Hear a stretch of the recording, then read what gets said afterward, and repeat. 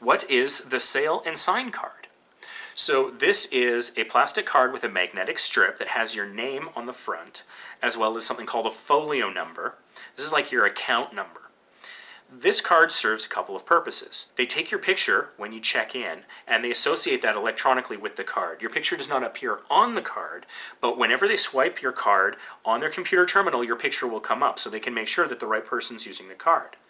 And this is important for a couple of reasons. The card is used for gaining access on and off the ship, both initially when you get on the ship and at port, and when you leave on the last day. You do not want to lose this card. If you do, it can be replaced to guest services, but it's a process. It's your access on and off the ship. That's important. It is also your access to your room. It is your room key, much like in a hotel these days where you have the credit card looking thing gets you in and out. On certain ships, like the Breeze, you also put that card in a slot to turn the lights on in your cabin. It's only a few small handful of ships, and honestly, you take a piece of paper, fold it the right way, and put it in there like a business card. That'll work too. It doesn't have to be your card. Any card in that slot gets the job done, but that's just one of its various functions. And then we get to one of the most important functions on top of all of that, is it's connected to either a cash deposit or your credit card so that you can make purchases on the ship. So this is why, for example, there's no cabin number on your card. It has your muster station, not your room number. So that if you lose it, if you drop it, someone can't use it to get into your cabin or potentially try and access your funds.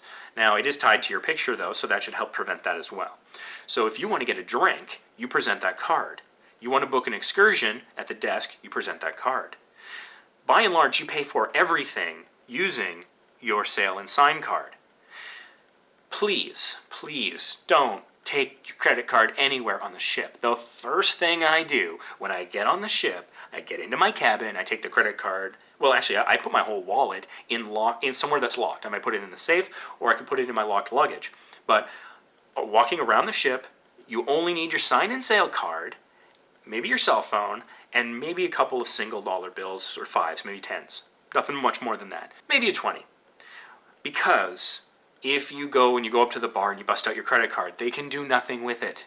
They can only charge things to your Sail and Sign card, and you're gonna look a little foolish. So I don't want you to go through that. I see it happen, and I empathize. I cringe, and I'm like, oh no.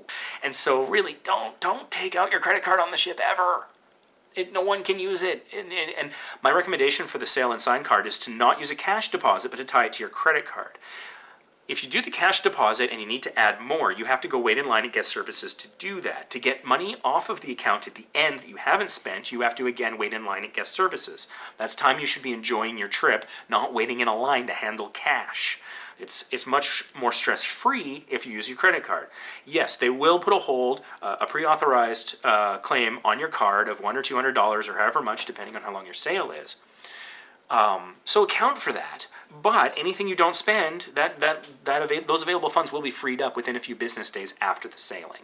So as far as I'm concerned, it makes way more sense to use the credit card.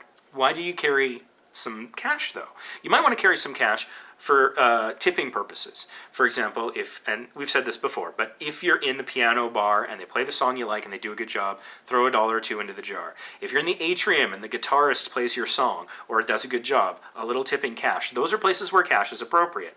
Why would we go up to a $20 bill? Well, you can be generous for tipping. That's cool. No problem there. But the reason you might want to go all the way up to, say like a 20 is that if you're at the comedy show and the comedian afterwards is selling their own CD, DVD, merchandise of some kind, they only would take cash. They don't have an electronic way of charging it because that's just something they brought with them. They're selling privately. Similarly, if you're in the piano bar and they're selling their own CD or something like that, you're going to need to pay cash for the exact same reason. That's not something I do very often, but I did buy Natalie Carboni's CD when we had her in the piano bar on The Sensation, and that's some of the best money I've spent on a cruise ship. So that's the only time you should bust out the cash. Never, ever bust out the credit card.